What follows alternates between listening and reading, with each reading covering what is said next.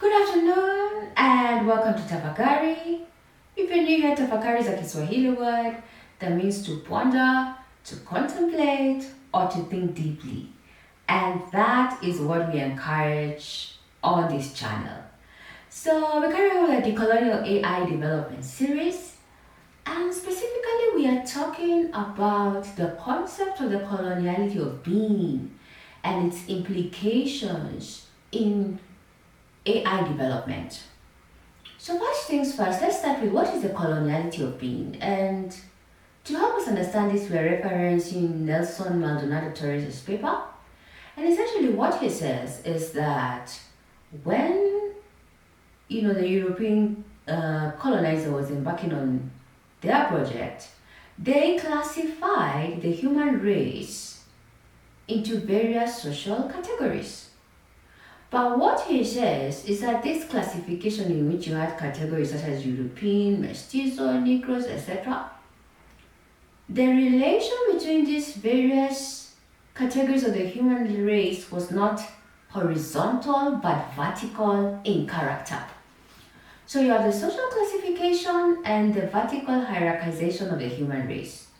And the European colonizer was at the top. The European was at the top.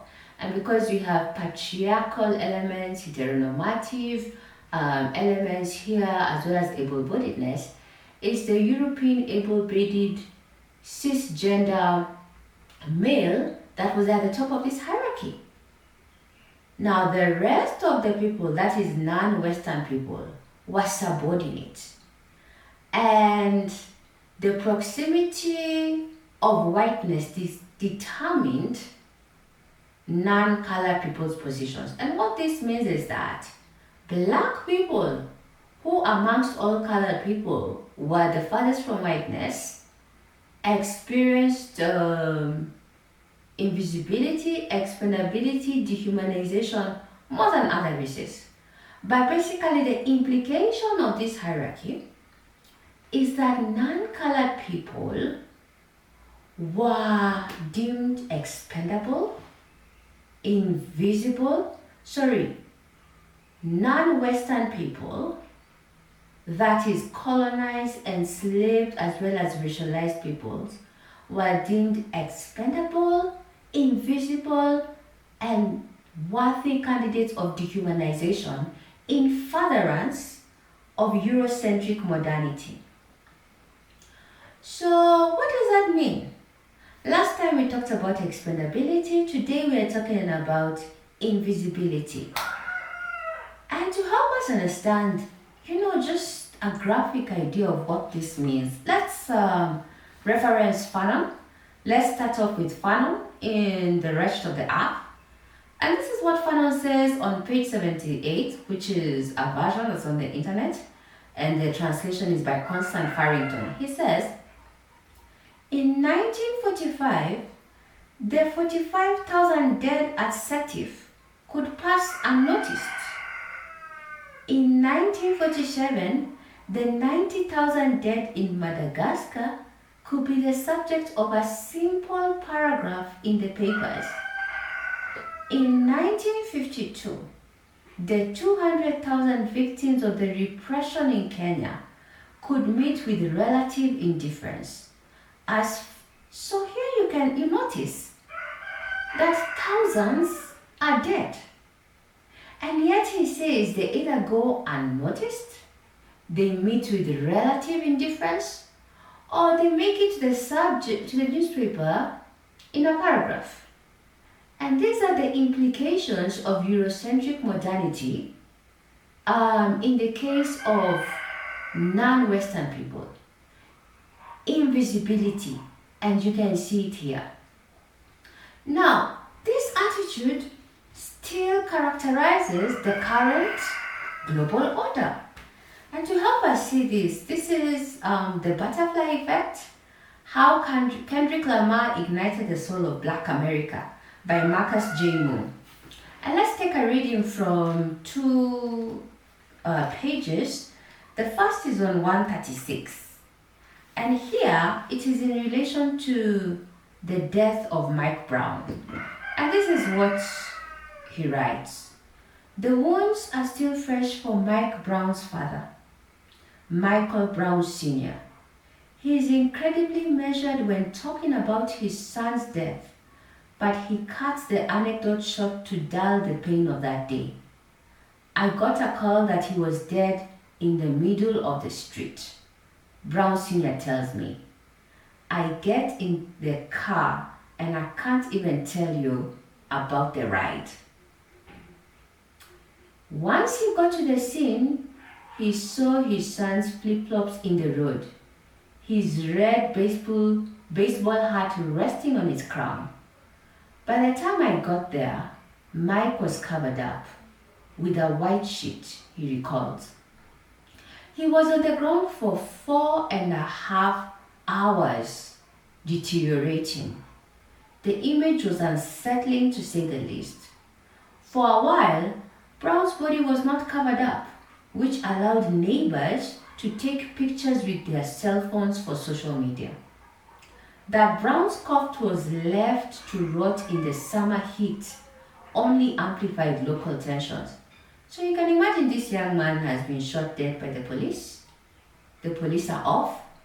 His body is on the street.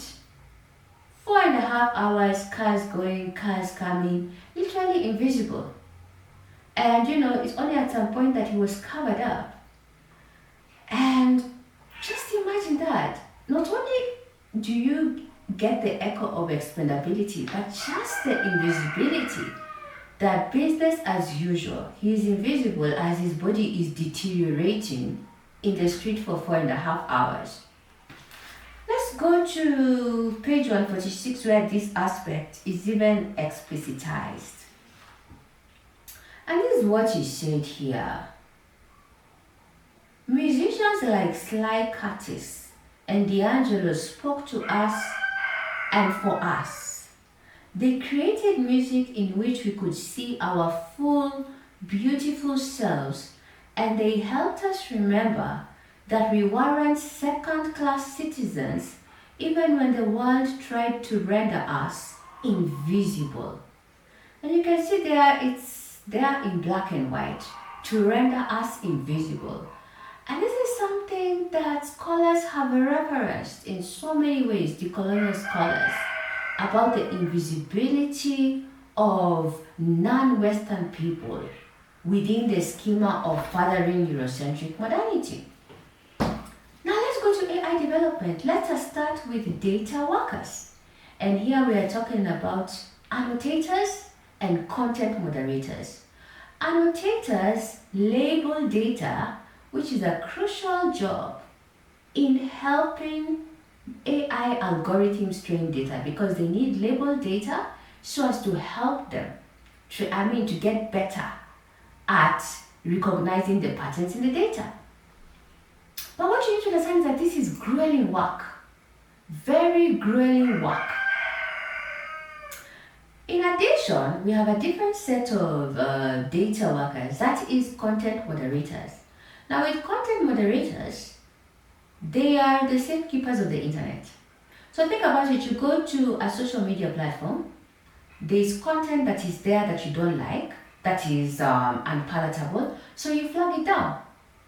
But you have to understand on the other side, it's not some machine that's doing this. There's somebody, a worker at a business processing unit that has to look at that content and then label it as unsuitable or flag it down. And we're not talking about innocent content here. We're talking about very graphic content like beheadings, dismemberment, child abuse content. So this, not only is this grueling, but it's also grueling psychologically. But this is where the aspect of invisibility comes in, because until these workers started doing these exposés, most of them, first of all, we didn't even know that they were in the global south, per se. But it's only when we started doing these exposés that we began to understand, oh, so these are the workers who are powering AI systems. Now contrast their invisibility to AI workers in the global north. So many of you know the leading researchers in AI. So many of you know that, Geoffrey Hinton got the Nobel Peace Prize. But what happens here is who is visibilized. That is how you understand the coloniality of being. The people who are most visibilized are European males.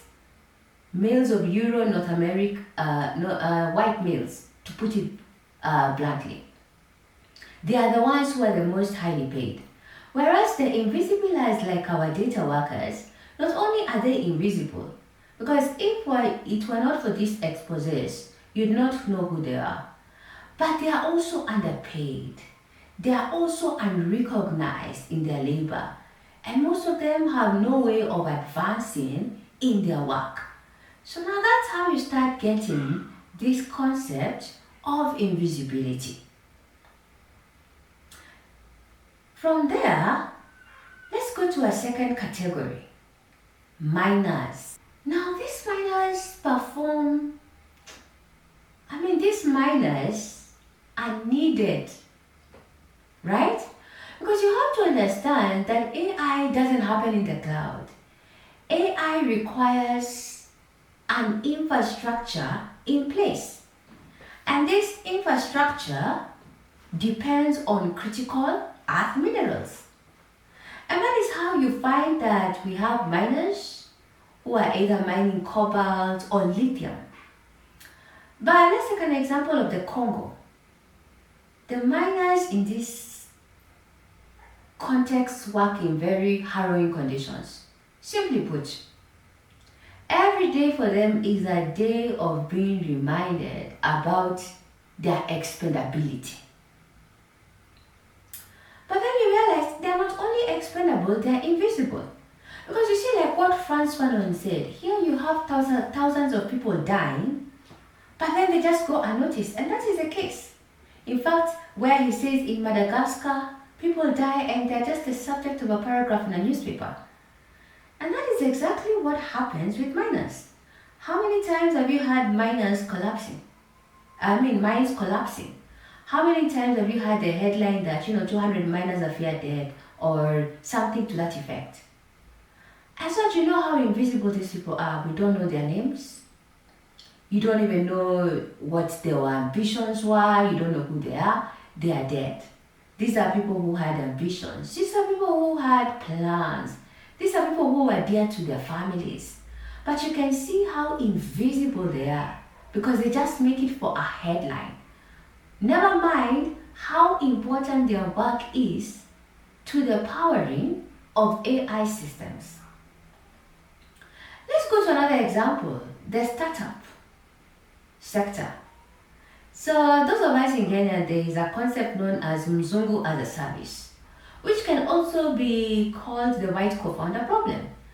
And here we're talking about the idea that you have startups, you have young black people who are heading these startups, but then they experience a problem. And the problem is that, yes, they are qualified, but unfortunately, because of a preference for Eurocentrism, actually, this coloniality of being, some of them are actually forced to get a white co-founder on board. Not because of expertise, but just for the optics. And this can show you the coloniality of being because until they get this person on board, they are not visible. But once they get this person on board, you can see how, in this case, the invisibility comes from the presence of a European, more so the male. And so that's all that I had for today in trying to really hammer in this point of invisibility as one of the ways in which the coloniality of being is manifested. So until next time, kwaherini.